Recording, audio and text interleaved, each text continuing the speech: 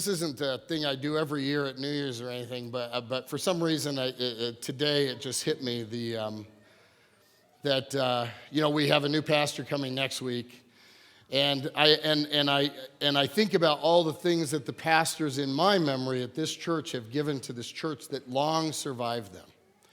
Adam. I was talking about how Adam did the mystery box with the kids. I think the gift that Adam gave to the kids was the willingness to just be silly. To be stumped, to engage with them on their level and be willing to go, I don't know how to tell a story about this, or I don't know how to tell a good one, or, and be on their level. And I was thinking about Z when he's padding there, that I always miss that about Pastor Zach, because Pastor Zach always knew that whenever anybody was on the platform talking in any way, telling stories, preaching, whatever, he was always there ready, because a little bit of music sometimes creates cadence to words. It's nice. I appreciate that from Z. And I know he kind of got that legacy from Pastor Zach. Part of the tech that is not working this morning is I can't change my own slides. But I want to, Z can change, or Katie, thank you, can change the first slide. And I want to start with a quote. This is for those of you that didn't go through in American high schools, you might not know who Mark Twain is. He's a very almost fringe, little-known American author. And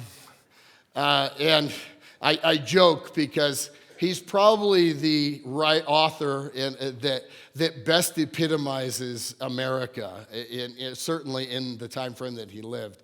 And he once said this. He said, and I find this incredibly profound, the two most important days in your life are the day you are born and the day you find out why. And I find that incredibly profound, because I remember that when I went to Adventist Academy, I think it was my sophomore year Bible class or something like that.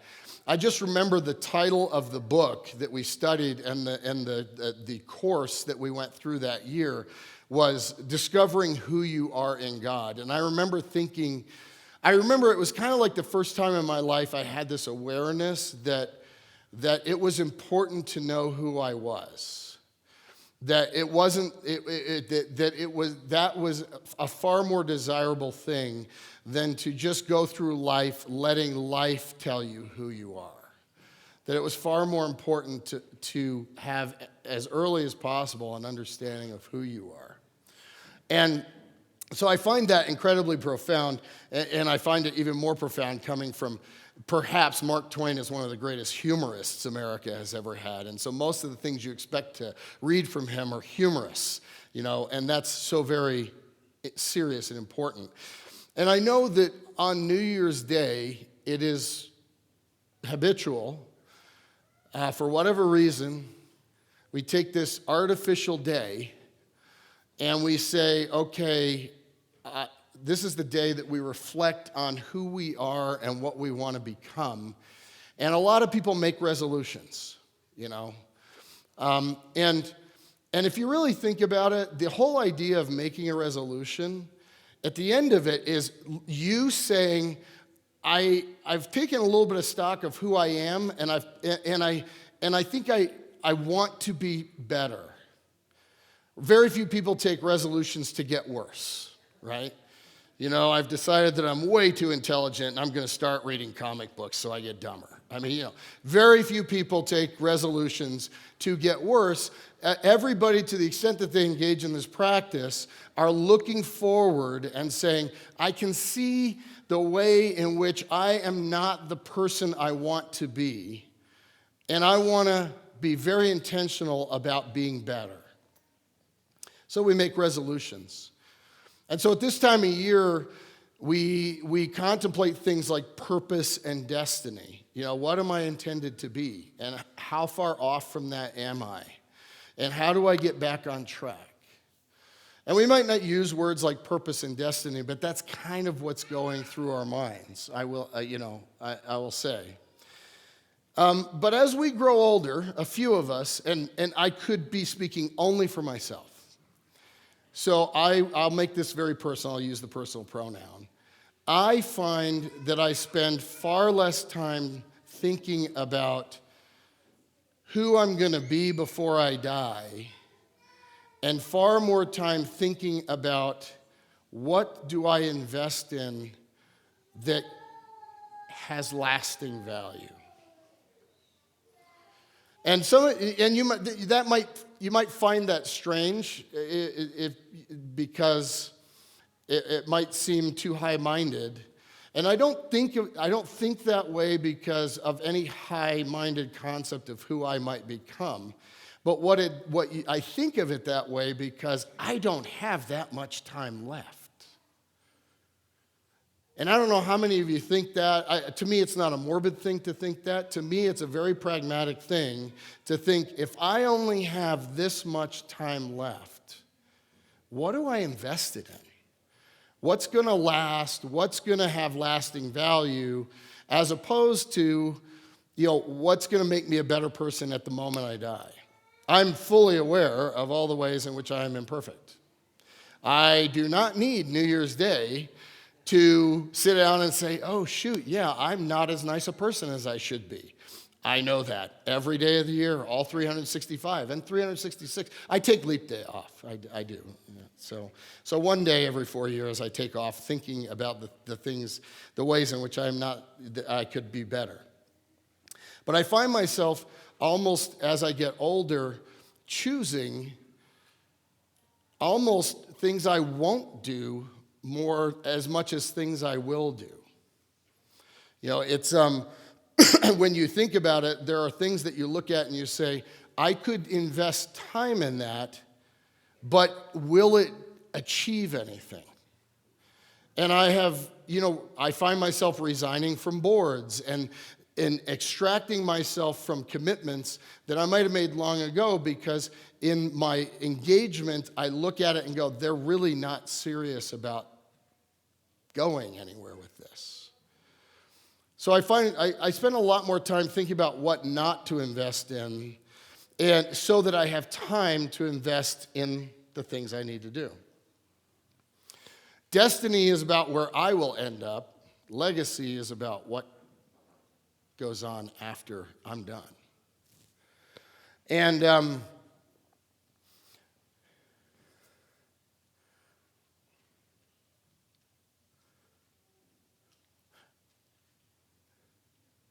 I'm thinking about, some of you will remember that before the new year ended, or before the old year ended, I was working on a set of sermons going through the book of Ecclesiastes. And I think this concept of legacy is really where Solomon fell. It was the stumbling block. Because, and I want, if you could change the slide to me, this is Solomon's view of legacy. This is Solomon's view of what happens after he can't do anything anymore. And this is from Ecclesiastes 2, verse 18. He says, I hated all things I had toiled for under the sun. Why? Because I must leave them to the one who comes after me. To him, that was an awful thing. I've done this fantastic thing, but now I got to leave it for somebody else. And who knows whether that person will be wise or foolish? Well, it turns out the people Solomon left his legacy to were stupid. They wrecked it. So he wasn't unwise to worry about this. He says, who knows whether they'll be wise or foolish? Yet they will have control over all the fruit of my toil, into which I have poured my effort and skill under the sun. This too is meaningless. Solomon realized that whatever legacy he was creating, because he couldn't control it, it was meaningless to him. He was depressed. And I realize this concept of legacy is a very complicated one, because all of us, to the extent that anything survives us, leave it in the hands of somebody else. You have to. Say you can't take your money with you. Well, you certainly can't take your legacy with you. You could imagine Solomon sitting in his beautiful palace that he'd built in Jerusalem, looking at these beautiful marble walls and all this gold, and just envisioning who is his son who became king, Rehoboam. He's looking at Rehoboam, and he's got like, that guy is going to paint that wall candy striped green. I just know he is. He's just that dumb. And I won't be able to do anything about it. And it made him very depressed. So today, in this brief talk, I'm going to bookend this with 2 proverbs about trees. And you'll know when we get to the end when you hear the second proverb about trees, okay? So you can just wait in anxious anticipation for that proverb about trees. But the first proverb about trees I want to leave you with, this is by an unknown author, but the sentiment is, society grows great when old men plant trees whose shade they know they shall never sit in. Really bad English. Let me say that again, maybe in better English. Society grows great when old men plant trees in whose shade they know they shall never sit. Society grows great. And I think about that every spring when I walk around, when the snow melts, or even when it's just beginning to melt where I live, and I walk around and I look at what has become of the landscape over the winter. Which shrubs survived, which bushes survived, et cetera, et cetera. And every year I walk around and I go, okay, what are the things I want to do this year? I live on high plains, as a lot of us do. The wind blows, and trees are a very valuable thing, especially fir trees. I love having them. We don't have that many up where I live. And so every year I'll walk around and I think, it'd be really nice to have a tree here, and it would be really nice to have a windbreak here. And I start making my plans for planting trees and planting other things.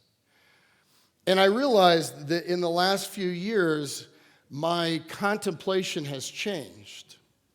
Because now it's not just a question of what kind of tree should I plant, or should I plant a tree? The question is, what kind of tree should I plant? Because I can plant an aspen tree, a weed-high aspen tree, and I can plant it, in 2025, and by 2030, it'll be 30 feet tall, and it'll be this big around.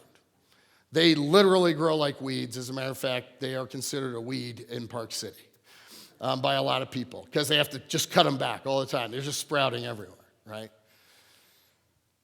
I can plant a spruce tree that's about 6 feet tall, and in my lifetime, it'll probably get to be about 25 feet tall. It will not reach its full destiny, but it will be a beautiful tree. It will add value. But where I grew up, the real trees were maples and oaks. Maples and oaks.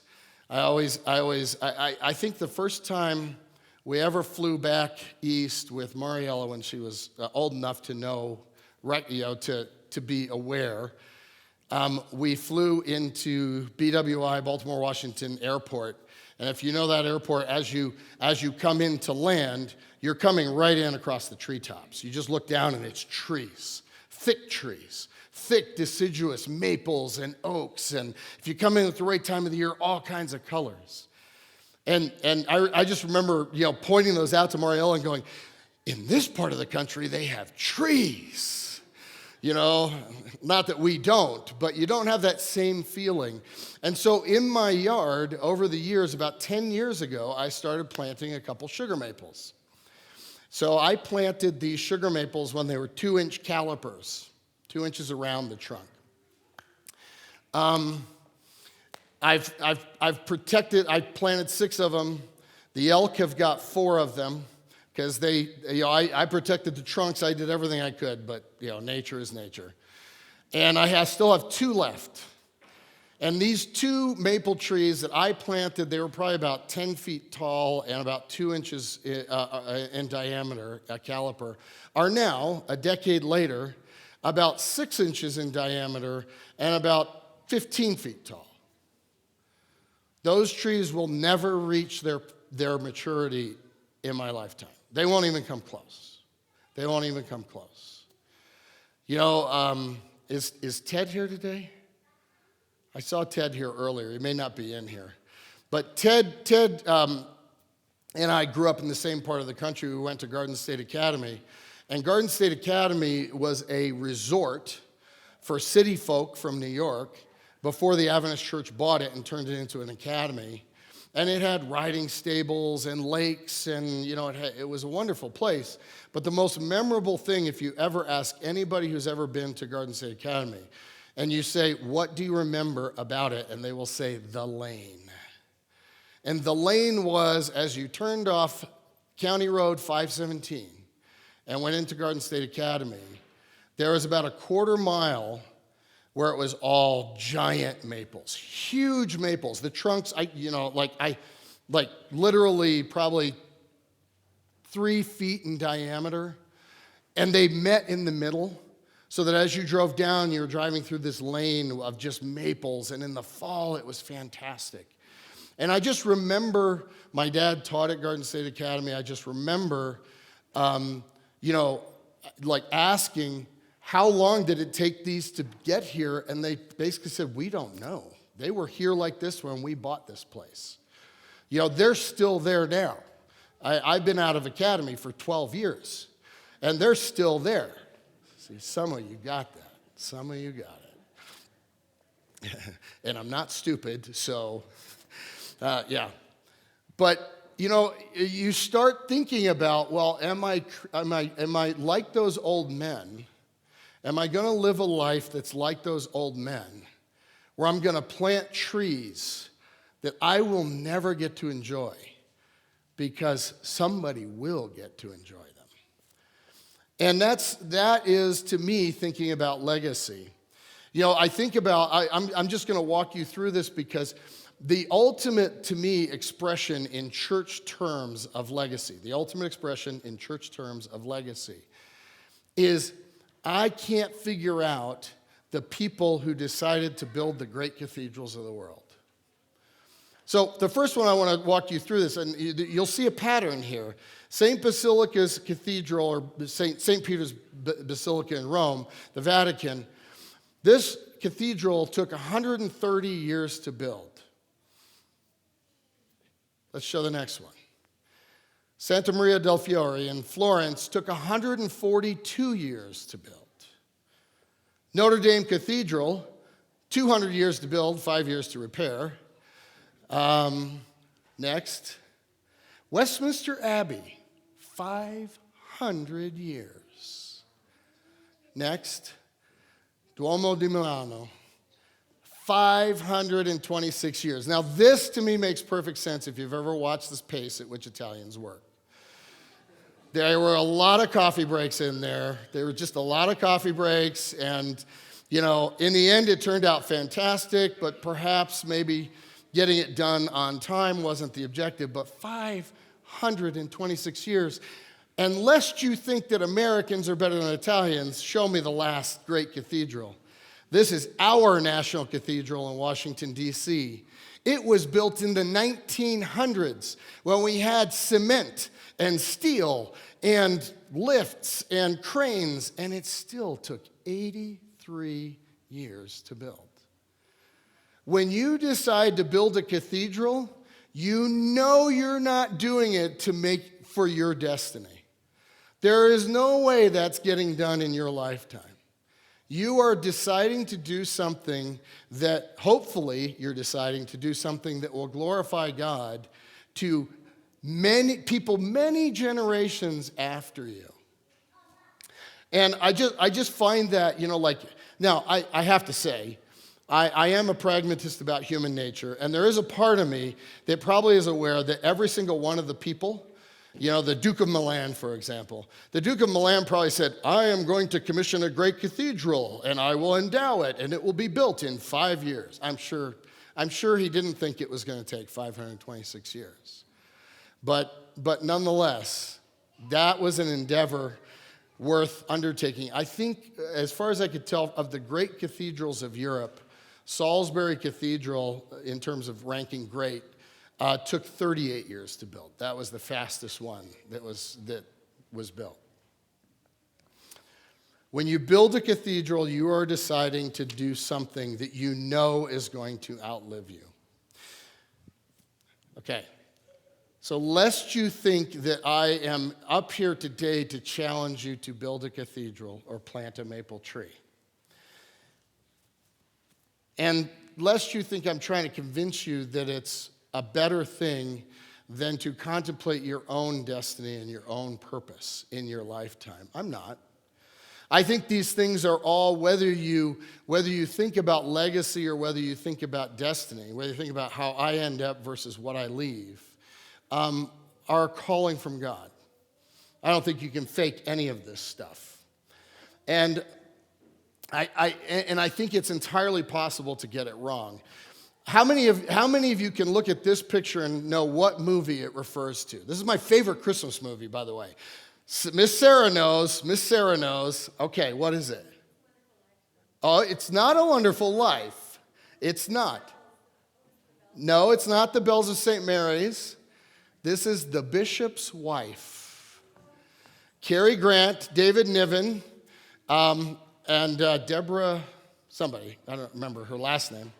But I love this Christmas movie. They did a more modern version of it in 1994 with Denzel Washington, Whitney Houston. So they did a more modern version. But this one I love because to me, Cary Grant just plays angel so well. By the way, he's an angel. And I'm not going to go through the whole plot of this movie, but the thing that doesn't get talked about much in the movie, but the whole movie pivots on it, is the bishop, David Niven, on your left, you're right, he is so focused on building a great cathedral and raising the money to build a great cathedral that he doesn't realize that he's not investing in his own family and that his family is miserable. And so Cary Grant, he asks in the very beginning, David Niven, the bishop, prays to God and says, Lord, I need guidance. And 2 seconds later, Cary Grant is there and trying to convince him that he's there to provide him guidance. And David Niven takes it, the bishop takes it as, oh, you're here to help me raise the money for the cathedral. And Cary Grant instead focuses on, how do I repair this family? You know? So it is entirely possible to be like Solomon and be totally focused on your legacy, and that's not what God wants you to do. But I will say that that in the Bible we can see some very clear examples of this. Solomon thought, but you can back up a little bit. We'll get to that in a second. Solomon thought his destiny was his legacy. He thought that, if you think about it, Solomon thought the nation of Israel was like his great pyramid. It was his great pyramid. He was going to build it his whole life, and then it was going to stand the test of time, and everybody was going to look at that great pyramid of Israel and say, that's because of Solomon. And it was only at the end of it, probably because he realized how frail it was what he built, that he realized it was probably going to disappear or get torn down. Let's go to this next slide. I'm going to give you another example in the Bible. This is from Matthew 20, and I just call it the ambitious mother's views on legacy. Then the mother of Zebedee's sons. So who are we talking about here? James and John. James and John's mother came to Jesus and with her sons, and she knelt down and asked a favor of him. What is it you want, he asked. And she said, grant that one of these 2 sons of mine may sit on your right and the other on your left in your kingdom. She was already focused on her son's legacy. I don't care what happens between now and then. I want to make sure they're sitting on either side of you in the kingdom. Does anybody remember what Jesus told them? If you want to be there, you got to drink the cup. You got to drink the cup. Jesus turned them back to destiny. He turned them back to what had to happen in their life. In order for that even to have a possibility of occurring, he said, you're skipping right over your life and you're wanting to claim this legacy. And to claim that legacy, there's a very high price to be paid. As a matter of fact, at the end, Jesus said, I don't even have the power to name you to that. Only my Father in heaven is gonna choose who gets to sit on my right and my left. Let's look at another example. This is Hezekiah. So in 1 Kings chapter 20, in 1 Kings chapter 19, if you read the history of Hezekiah, it says that he was the greatest king of Judah. Okay, so David was the king of Judah. Solomon was the king of Judah. Hezekiah is the greatest king of Judah. Okay? And you will, if you remember right, Hezekiah was struck down with a sickness that was going to kill him. And he prayed to God. He wanted to be spared, and Isaiah the prophet came back to him and said, the Lord has agreed to spare you and add 15 years to your life, I think, a certain amount of time to your life. And Hezekiah asked for, he said, God's going to give you any sign you want. And Hezekiah asked for the sundial to be turned back. He messed with the space-time continuum. And everybody around, in nations all around him, noticed. They noticed that the space-time continuum had been messed with. And they all heard about Hezekiah, and they all came to see him from Babylon and to find out how this great thing had happened. And if you remember, Hezekiah basically spent the whole time talking about how great Hezekiah was. Look at my storehouses full of grain. Look at my stables full of animals. Look at my gold pile. Look how great a king I am. And when the Babylonian visitors had left, Isaiah came back to see the king and said, so, did they come? And yes, they came. What did they see? And Hezekiah told them, oh, they saw how great we are. And Hezekiah said this, or Isaiah said this. Isaiah said to Hezekiah, hear the word of the Lord. Here's the judgment. The time will surely come when everything in your palace and all your predecessors have stored up until this day, including Solomon, will be carried off to Babylon.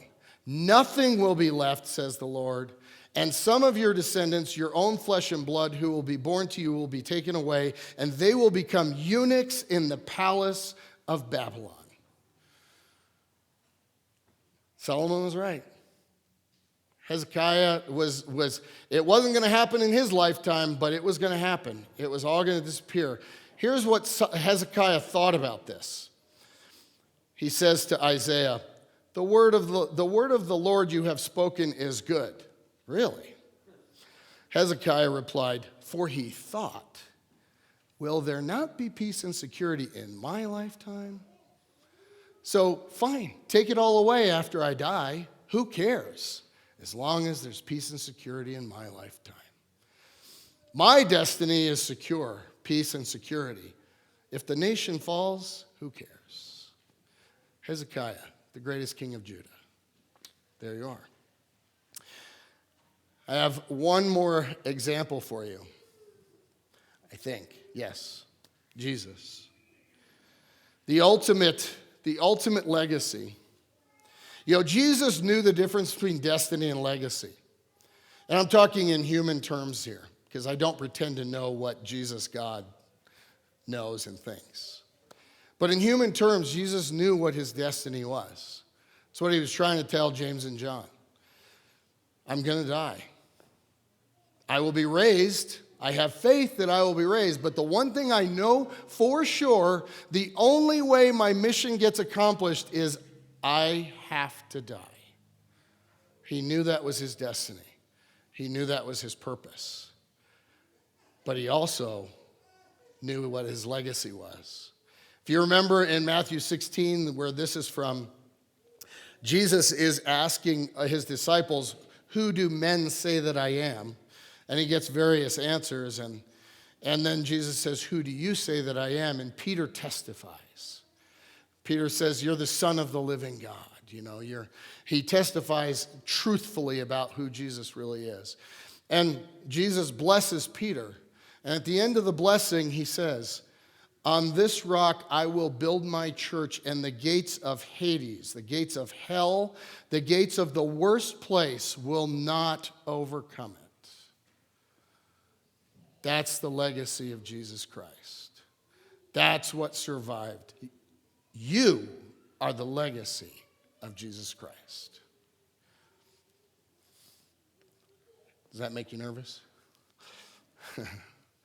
If you think about it, think about anything on this earth that has lasted the 2,000 years since without disappearing, being rebooted, colonized, conquered, wiped out.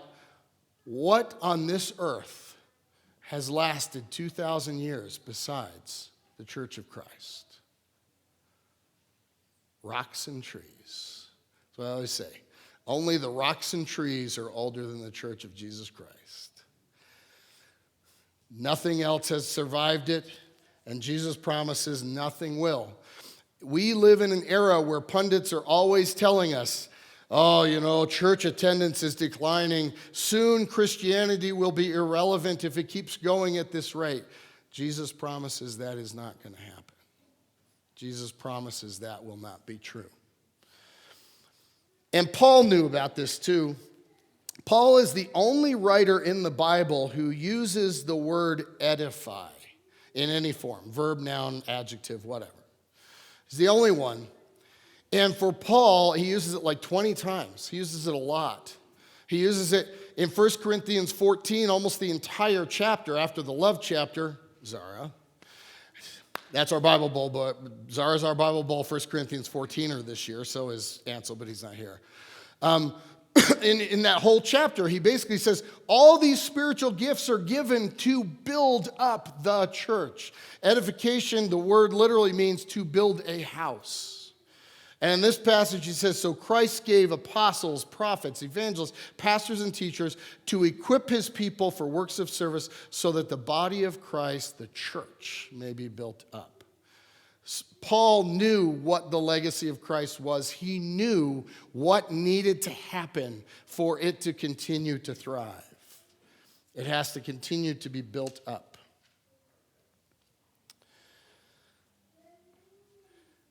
We have a new pastor coming next week, sometime soon. I don't know which week it is. To be honest, I have nothing for or against pastors as a profession. I don't. Pastors will come and pastors will go. They will be here for 2 years, maybe 5.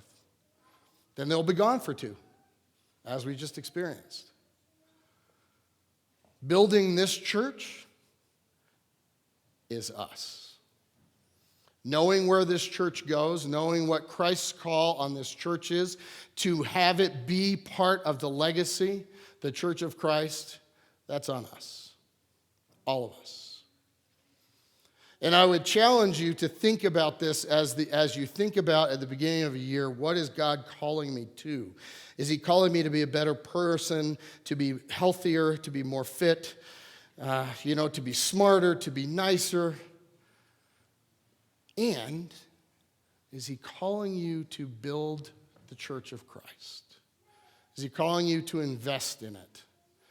Is he calling you to make it bigger, stronger, more capable of withstanding the gates of hell? I think about all the things in this church, especially I'm more involved in young people's stuff.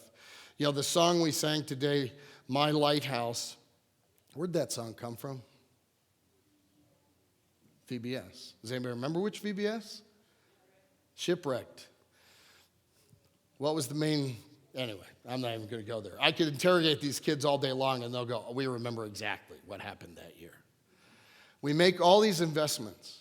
The names will be gone forever. But the investment someday, when our young people think back on their engagement in community and in the legacy of Jesus Christ and the Church of Christ, all they'll remember is, do you remember that song that we sang in Kids Praise Band, that we learned in Vacation Bible School, that these are the seeds we plant? These are the seeds we plant. I'm going to leave you in closing with one more tree proverb, and here it is. This is a 2 keystroke one, so let's have the first keystroke. It's not quite there yet. Let's have the second keystroke. Here we are. Ancient Chinese proverb for you. The best time to plant a tree is 20 years ago. And the second best time is now. Right? I can't go back and plant a maple tree 20 years ago. Can't be done. I don't have Hezekiah's ability to mess with the space-time continuum. But I can plant one now. And I will never see it be a big tree. I will never see it be a big tree. If you are a part of this community, I challenge you to think as you go into the new year, as a member of the Church of Christ, what are you going to invest in to build it up? And on that note, I'm going to invite Miss Hillary to come up here. Hillary has been dying to tell us. I think it is. Micah needs to turn it on, but she's been dying to tell us about an investment that we want to make. So. Absolutely. Thank you for this chance to carry on the message a little longer. I'm going to actually ask for us to kneel for congregational prayer right now, and then I'll get into my announcement. So if you'll kneel with me, we'll pray together, because I want to make sure I'm asking for the right words to share this. So if you'll bow your heads with me. Jesus, thank you. Thank you for coming to this earth. Thank you for the sacrifice that you made, the destiny that you played out, that we can carry forward your legacy as your church. Jesus, I pray that you would pour out your Holy Spirit on us as we go into 2025. There are exciting things happening, and I pray that you would speak into the hearts and minds of each of us of how we can get involved, of how we can take your legacy and carry it forward personally. Maybe it's our destiny. I don't know how to frame this, but I just pray that you would work in each and every one of us. We want to be a church that is alive in you, and we want to be able to take that into this valley and into this world. So I pray that you would give me the right words as I share about Pentecost. It's really exciting. There's so many great opportunities coming, and I pray that you would bring forward the right church members, the right people at the right times.